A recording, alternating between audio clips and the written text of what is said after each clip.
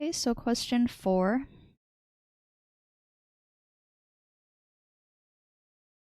For the sulfate ion, SO4 2-, draw the Lewis structure by counting the valence electrons of each atom.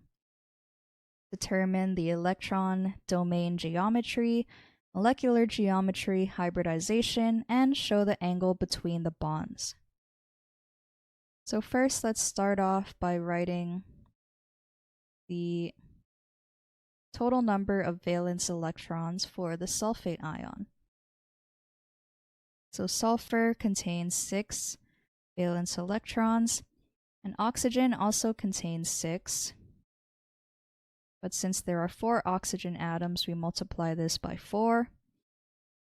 And also notice that the sulfate ion has a 2- charge, so this means I'm going to add an additional 2 electrons to our electron count.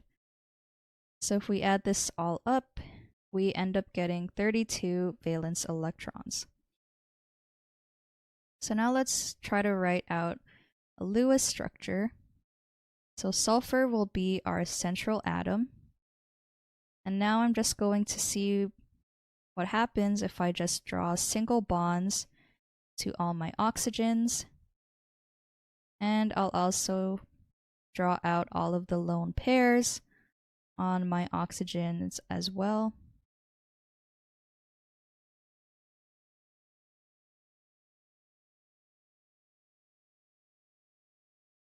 Okay, so if I do this, then notice that each of these oxygens will have a negative charge.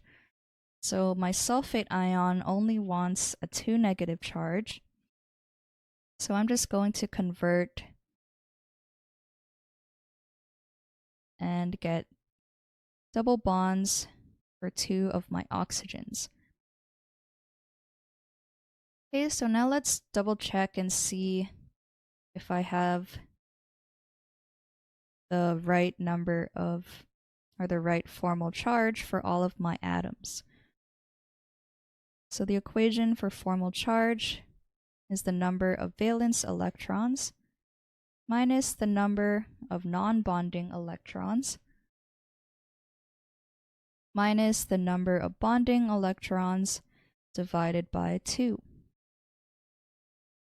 So first, let's calculate the formal charge on one of the single bonded oxygens.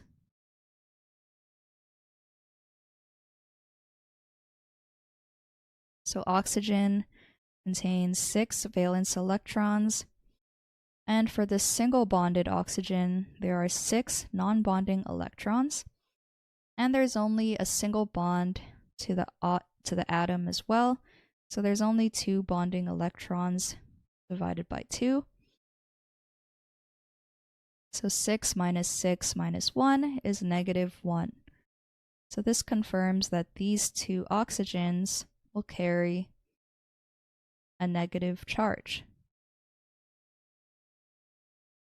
Let's compare the formal charge and see what the double bonded oxygen is.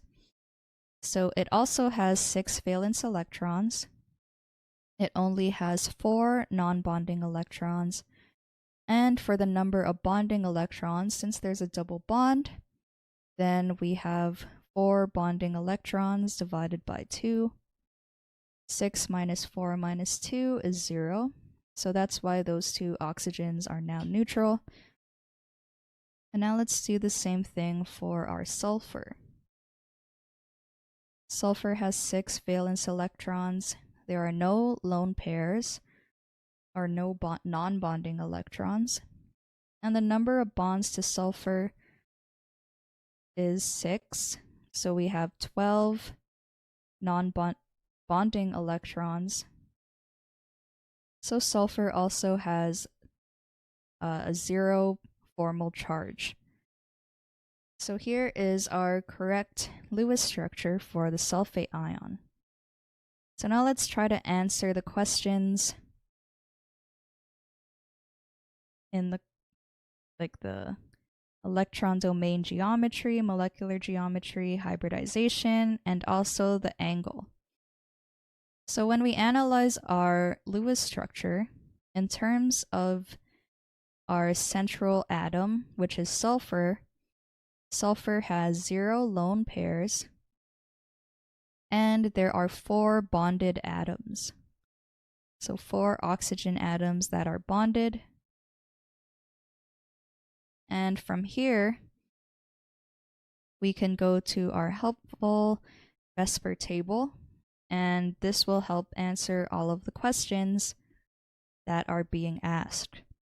So in terms of electron geometry, when we have 4 bonded atoms and 0 lone pairs, both of our molecular shape and our electron geometry is tetrahedral.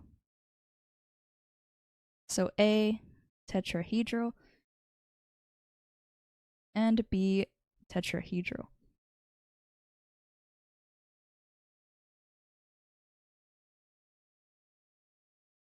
For the hybridization, we have sp3 hybridization.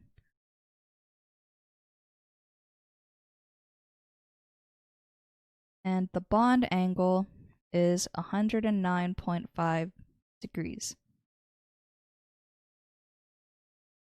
Okay, so now let's see what the junior tutor said. Step 1 is to list the elements, their valence electrons, and determine the total valence electrons. Since there's a negative charge, they added 2, and they also got 32. Step 2 is to draw the skeletal structure.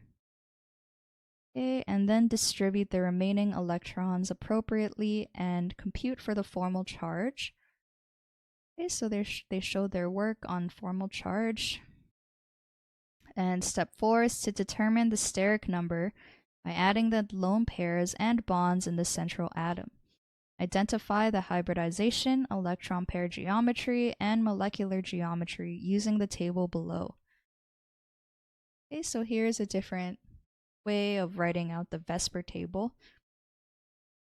So they have a steric number of 4 with 0 lone pairs. So we have tetrahedral for both. And hybridization is sp3. And the bond angle is 109.5 degrees. So this solution is correct.